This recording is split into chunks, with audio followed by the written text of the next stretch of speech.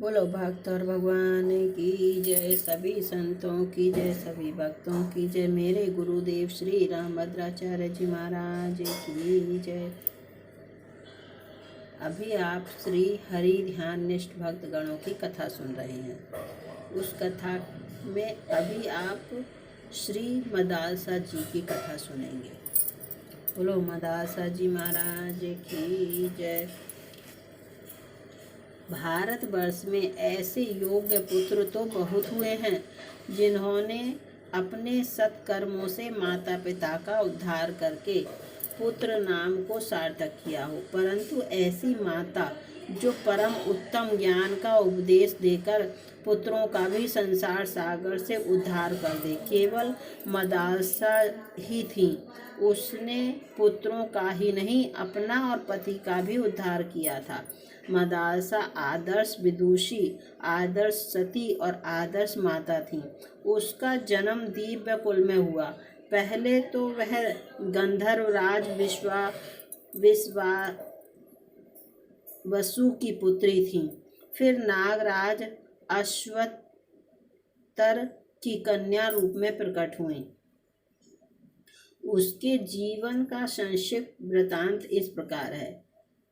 प्राचीन काल में शत्रुजित नाम के एक धर्मात्मा राजा राज्य करते थे। उनकी राजधानी गोमती के तट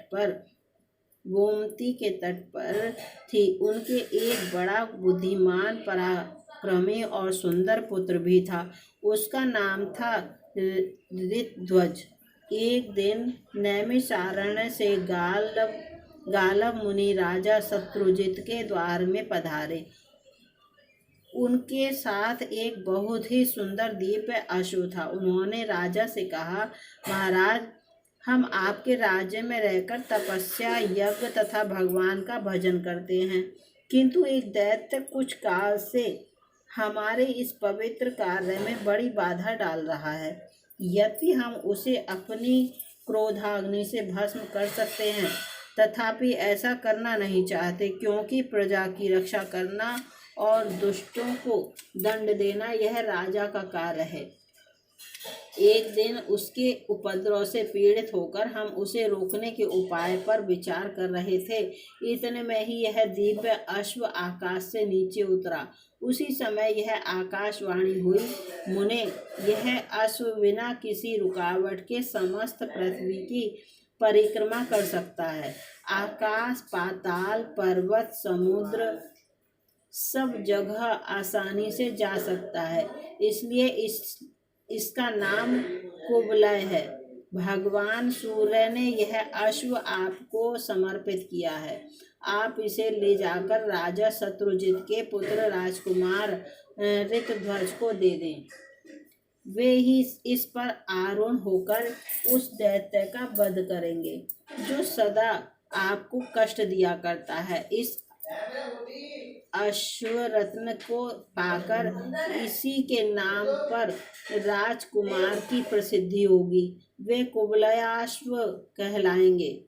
इस आकाशवाणी को सुनकर हम आपके पास आए हैं। आप इस अश्व को लीजिए और राजकुमार को इस पर सवार करके हमारे साथ भेजिए, जिससे धर्म का लोप न होने पाए। गालव मुनि के यूं कहने पर धर्मात्मा राजा ने बड़ी प्रसन्नता के साथ राजकुमार को मुनियों की रक्षा के लिए भेजा। महर्षि के आश्रम पर पहुंचकर वे सब ओर से उसकी रक्षा करने लगे। एक दिन वह मदोन्मत्त दानव शुक्र का रूप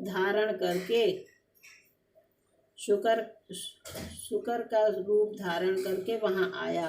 राजकुमारी शीघ्र ही घोड़े पर सवार हो उसके पीछे दौड़े। राजकुमार दौड़े, अर्धचंद्राकार बाण से उस पर प्रहार किया।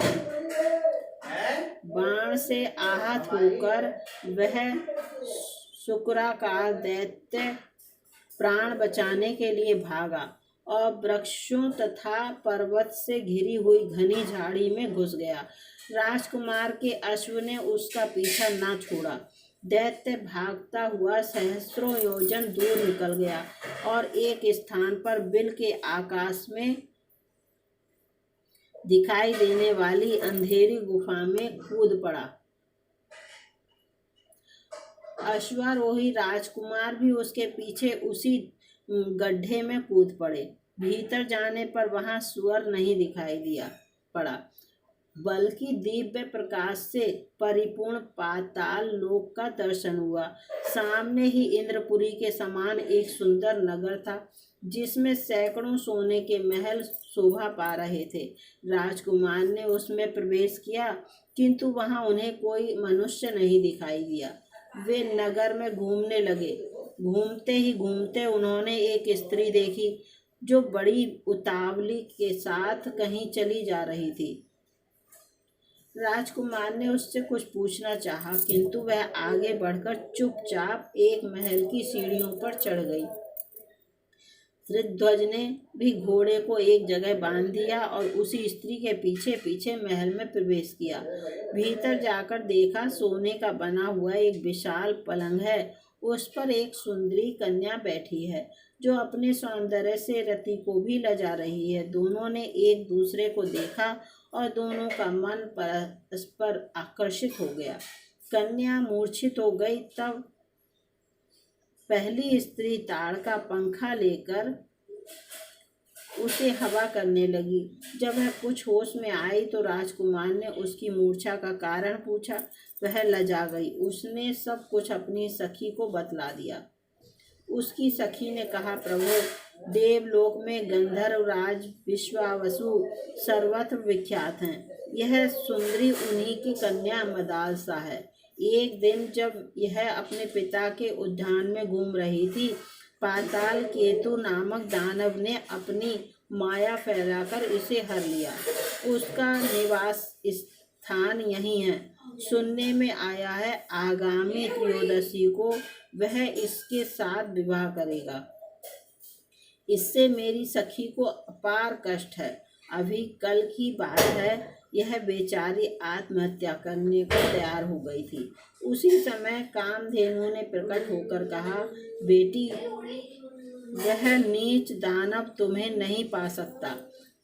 मृत्या लोक में जाने पर उसे जो अपने बाणों से बींध डालेगा वही तुम्हारा पति होगा। यूँ कहकर माता सुरभि अंतर ध्यान हो गई। मेरा नाम कुंडला है। मैं इस मदालसा की सखी विंध्यावान की पुत्री और वीर पुष्कर माली की पत्नी हूँ। मेरे पति देवासुर संग्राम में शुंभ के हाथों मारे गए। तब से मैं तपस्या का जीवन व्यतीत कर रही हूँ। सखी के स्नेह से यहाँ इसे धीरज बंधाने आ गई हूँ। सुना है मृत्यलोक के किसी वीर ने पाताल केतु को अपने बाणों का निशाना बनाया है। मैं उसी का पता लगाने गई थी। बात सही निकली। आपको देखकर मेरी सखी के हृदय में प्रेम का संचार हो गया है, किंतु माता सुरभि के कथनानुसार इसका विवाह उस वीर के साथ होगा जिसने पाताल केतु को घायल किया है। यही सोचकर दुख के मारे यह मूर्छित हो गई। जिससे प्रेम हो उसी के साथ विवाह होने पर जीवन सुखमय बीतता है। इसका प्रेम तो आपसे हुआ है और विवाह दूसरे से होगा, यही इसकी चिंता का कारण है। अब आप अपना परिचय दीजिए, कौन है और कहाँ से आए हैं। राजकुमार ने अपना यथावत परिचय दिया तथा उस दानव को बाण मारने और पाताल में पहुंचने की सारी कथा विस्तार पूर्वक कह सुनाई। सब बातें सुनकर मदालसा को बड़ी प्रसन्नता हुई। उसने लज्जित होकर सखी की ओर देखा, किंतु कुछ बोल न सकी। कुंडला ने उसका मनोभाव जानकर कहा, बीरबर, आपकी बात सत्य है। मेरी सखी का हृदय किसी अयोग्य पुरुष की ओर आसक्त नहीं हो सकता। कमनीय कांति चंद्रमा में और प्रचंड प्रभा सूर्य में ही मिलती है। आपके ही लिए गौमाता सुरभि ने संकेत किया था। आपने ही दानव पाताल केतु को घायल किया है। मेरी सखी आपको पति रूप में प्राप्त करके अपने को धन्य मानेगी। कुंडला की बात सुनकर राजकुमार ने कहा, मैं पिता की आज्ञा लिए बिना विवाह कैसे कर सकता हूँ। कुंडला बोली, नहीं नहीं, ऐसा ना कहिए, यह देवकन्या है। आपके पिताजी इस विवाह से प्रसन्न होंगे। अब उनसे पूछने और आज्ञा लेने का समय नहीं रह गया है। आप विधाता की प्रेरणा से ही यहाँ आ पहुँचे हैं, अतः यह संबंध स्वीकार कीजिए। राजकुमार ने तथास्तु कहकर उसकी बात मान ली। कुंडला ने अपने कुल गुरु तुमरु का स्मरण किया। वे समिधा और कुशा लिए तत्काल वहां आ पहुंचे। उन्होंने अग्नि प्रज्वलित करके विधि पूर्वक ऋध्वज और मदालसा का विवाह संस्कार संपन्न किया। कुंडला ने अपनी सखी राजकुमार के हाथों सौंप दी और दोनों को अपने अपने कर्तव्य पालन का उपदेश दिया। फिर दोनों से विदा लेकर वह दिव्य गति से अपने अभीष्ट स्थान पर चली गई। ऋध्वज ने मदालसा को घोड़े पर बिठाया और स्वयं भी उस पर सवार हो पाताल लोक से जाने लगे। इतने ही में पाताल केतु को यह समाचार मिल गया और वह दानवों की विशाल सेना लिए राजकुमार के सामने आ डटा। राजकुमार भी बड़े पराक्रमी थे। उन्होंने हंसते हंसते बाणों का जाल सा फैला दिया और त्वाष्ट नामक दिव्य अस्त्र का प्रयोग करके पाताल केतु सहित समस्त दानवों को भस्म कर डाला। इसके बाद वे अपने पिता के नगर में जा पहुँचे। घोड़े से उतरकर उन्होंने माता पिता को प्रणाम किया। मदालसा ने भी सास ससुर के चरणों में मस्तक झुकाया। ऋध्वज के मुख से सब समाचार सुनकर माता पिता बहुत प्रसन्न हुए। उन्होंने पुत्र और पुत्र वधू को हृदय से लगाकर उनका मस्तक सूंघा। मदालसा पति गृह में बड़े सुख से रहने लगी। वह प्रतिदिन प्रातः काल उठकर सास ससुर के चरणों में प्रणाम करती और पति को अपने सेवाओं से संतुष्ट करती थी। तदंतर एक दिन राजा शत्रुजित ने राजकुमार ऋध्वज से कहा, बेटा, तुम प्रतिदिन प्रातःकाल इस अश्व पर सवार हो ब्राह्मणों की रक्षा के लिए इस पृथ्वी पर विचरते रहो। राजकुमार ने बहुत अच्छा कहकर पिता की आज्ञा शिरोधार्य की। वे प्रतिदिन पूर्वाह्न में ही पृथ्वी की परिक्रमा करके पिता के चरणों में नमस्कार करते थे। एक दिन घूमते हुए वे यमुना तट पर गए। वहां पाताल केतु का छोटा भाई ताल केतु आश्रम बनाकर मुनि के वेश में रहता था। राजकुमार ने मुनि जानकर उसे प्रणाम किया। वह बोला, राजकुमार, मैं धर्म के लिए यज्ञ करना चाहता हूँ, किंतु मेरे पास दक्षिणा नहीं है। तुम अपने गले का यह आभूषण दे दो और यहीं रहकर मेरे आश्रम की रक्षा करो। मैं जल के भीतर प्रवेश करके वरुण देवता की स्तुति करता हूँ। उसके बाद जल्दी ही लौटूंगा। यूं कहकर ताल केतु जल में घुसा और माया से अदृश्य हो गया। राजकुमार उसके आश्रम पर ठहर गए। मुनि वेशधारी ताल केतु राजा शत्रुजित के नगर में गया। वहां जाकर उसने कहा, राजन, आपके पुत्र दैत्यों के साथ युद्ध करते करते मारे गए। यह उनका आभूषण है। यूं कहकर वह जैसे आया था उसी प्रकार लौट गया। राजकुमार की मृत्यु का दुखपूर्ण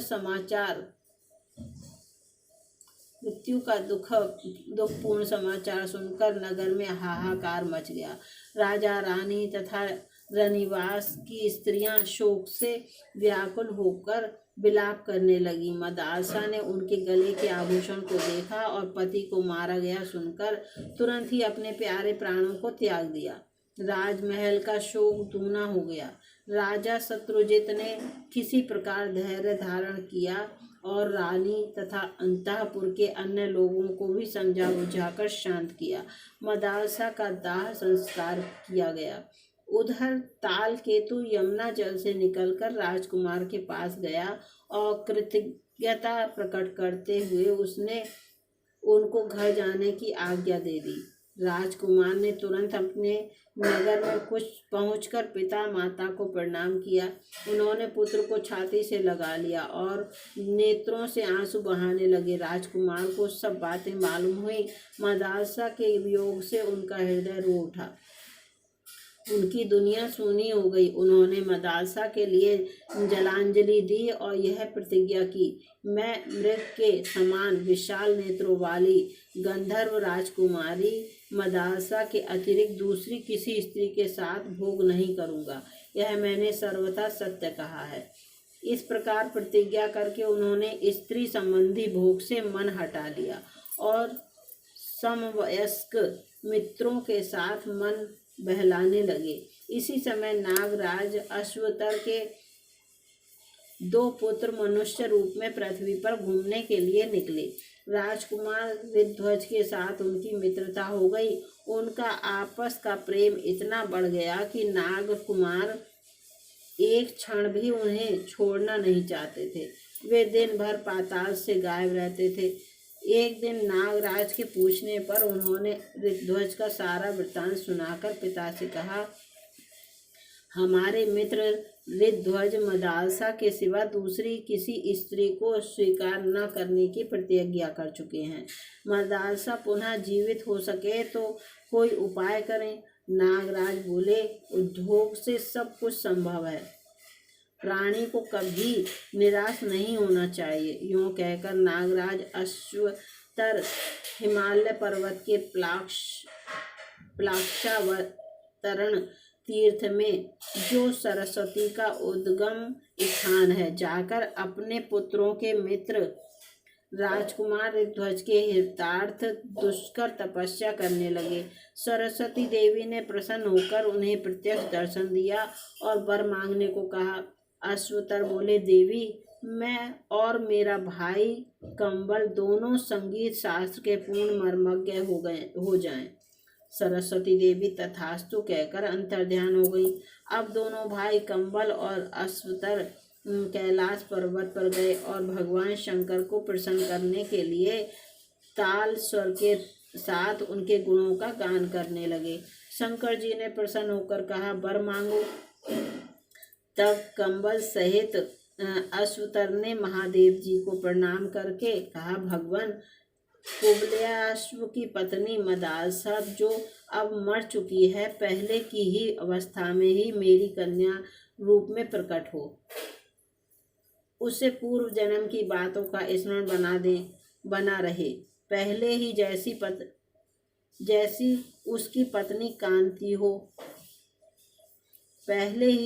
उसकी कांति हो तथा वह योगिनी एवं योग विद्या की जननी होकर मेरे घर में प्रकट हो।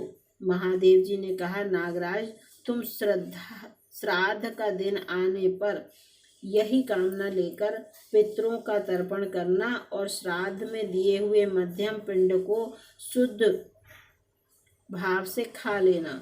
इससे वह तत्काल ही तुम्हारे मध्यम फण से प्रकट हो जाएगी। नागराज ने वैसा ही किया। सुंदरी मदालसा उनके मध्यम फण से प्रकट हो गई। नागराज ने उसे महल के भीतर स्त्रियों के संरक्षण में रख दिया। यह रहस्य उन्होंने किसी पर प्रकट नहीं किया। तदंतर नागराज अश्वतर ने अपने पुत्रों से कहा, तुम राजकुमार ऋतध्वज को यहाँ बुला लाओ।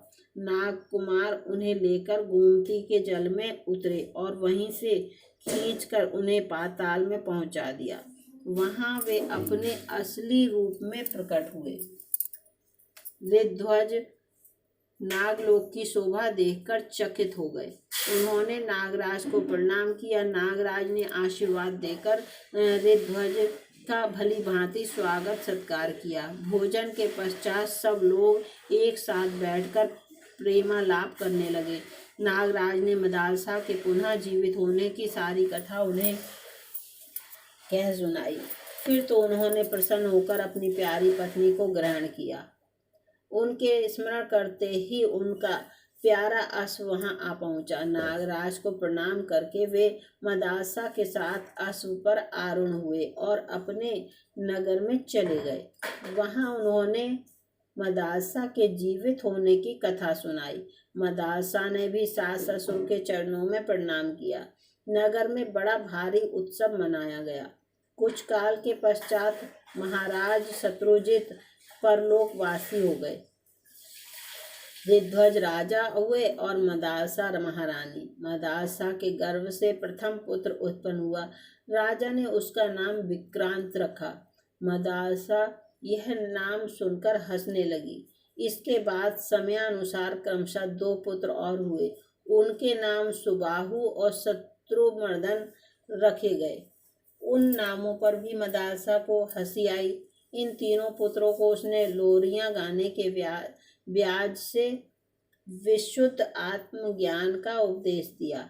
बड़े होने पर वे तीनों ममता शून्य और विरक्त हो गए। तत्पश्चात रानी मदासा के गर्भ से चौथा पुत्र उत्पन्न हुआ। जब राजा उसका नामकरण करने चले तो उनकी दृष्टि मदासा पर पड़ी। वह मंद मंद मुस्कुरा रही थी। राजा ने कहा, मैं नाम रखता हूँ तो हंसती हो, अब इस पुत्र का नाम तुम ही रखो। मदासा ने कहा, जैसी आपकी आज्ञा। आपके चौथे पुत्र का नाम मैं अलर्क रखती हूँ।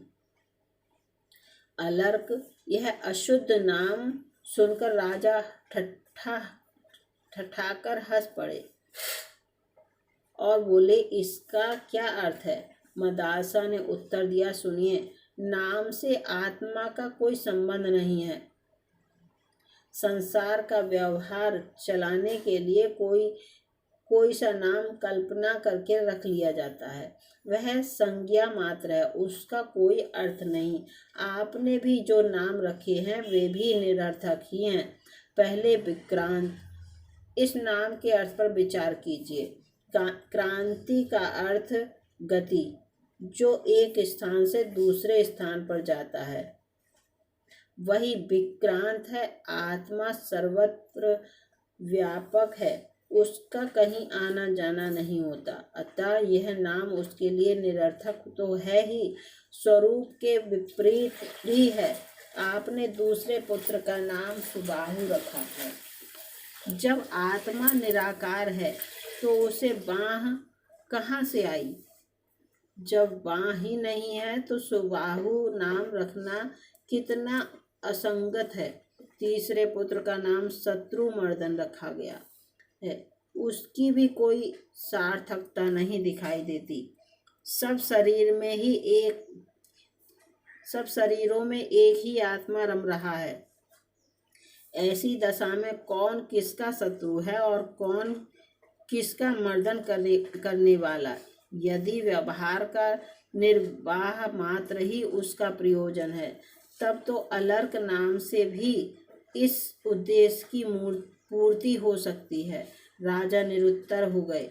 मदासा ने उस बालक को भी ब्रह्म ज्ञान का उपदेश सुनाना आरंभ किया।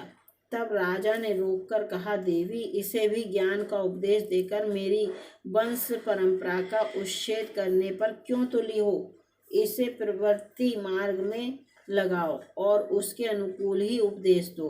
मदासा ने पति की आज्ञा मान ली और अलर्क को बचपन में ही व्यवहार शास्त्र का पंडित बना दिया। उसे राजनीति का निपुण ज्ञान कराया। धर्म, अर्थ और काम तीनों शास्त्रों में वह प्रवीण बन गया। बड़े होने पर माता पिता ने अलर्क को राजगद्दी पर बिठाया और स्वयं वन में तपस्या करने के लिए चले गए। जाते समय मदासा ने अलर्क को एक अंगूठी दी और कहा, जब तुम पर कोई कष्ट संकट पड़े तो इस अंगूठी के छिद्र से उपदेश पत्र निकालकर पढ़ना और इसके अनुसार कार्य करना। अलर्क ने गंगा यमुना के संगम पर अपनी अलर्कपुरी नाम की राजधानी बनाई, जो आजकल अरैल के नाम से प्रसिद्ध है। कुछ काल के बाद अलर्क को भोगों में आसक्त देखकर उनके बड़े भाई सुबाहु ने काशी राज की सहायता से उन पर आक्रमण किया। अलर्क ने संकट जानकर माता का उपदेश पढ़ा। उसमें लिखा था, संग आसक्ति का सब प्रकार के त्याग करना चाहिए, संग का सब प्रकार से त्याग करना चाहिए, किंतु यदि उसका त्याग न किया जा सके तो सत्पुरुषों का संग करना चाहिए, क्योंकि सत्पुरुषों का संग ही उसकी औषधि है। कामना को सर्वथा छोड़ देना चाहिए, परंतु यदि वह छोड़ी ना जा सके तो मुमुक्षा के प्रति कामना नहीं करनी चाहिए, क्योंकि मुमुक्षा ही उस कामना को मिटाने की दवा है। उस उपदेश को अनेक बार पढ़कर राजा ने सोचा, मनुष्य का कल्याण कैसे होगा। मुक्ति की इच्छा जागृत करने पर, और मुक्ति की इच्छा जागृत होगी सत्संग से। ऐसा विचार कर अलर्क ने महात्मा दत्तात्रेय जी की शरण ली और वहाँ ममता रहित विशुद्ध आत्मज्ञान का उपदेश पाकर वे सदा के लिए कृतार्थ हो गए। इस प्रकार महासती मदालसा ने अपने पुत्रों का उद्धार करके स्वयं भी पति के साथ परमात्म चिंतन में मन लगाया और थोड़े ही समय में मोक्ष स्वरूप परम पद प्राप्त कर लिया। मदालसा अब इस लोक में नहीं है, किंतु उसका नाम सदा के लिए अमर हो गया। मार्कंडेय पुराण में यह इसका वर्णन है। बोलो मदालसा जी, मदालसा माता की जय, सभी संतों की जय, सभी भक्तों की जय, मेरे गुरुदेव श्री रामभद्राचार्य जी महाराज की जय। अगले एपिसोड में आप यज्ञ पत्नियों की कथा सुनेंगे। लो यज्ञ माताओं की जय।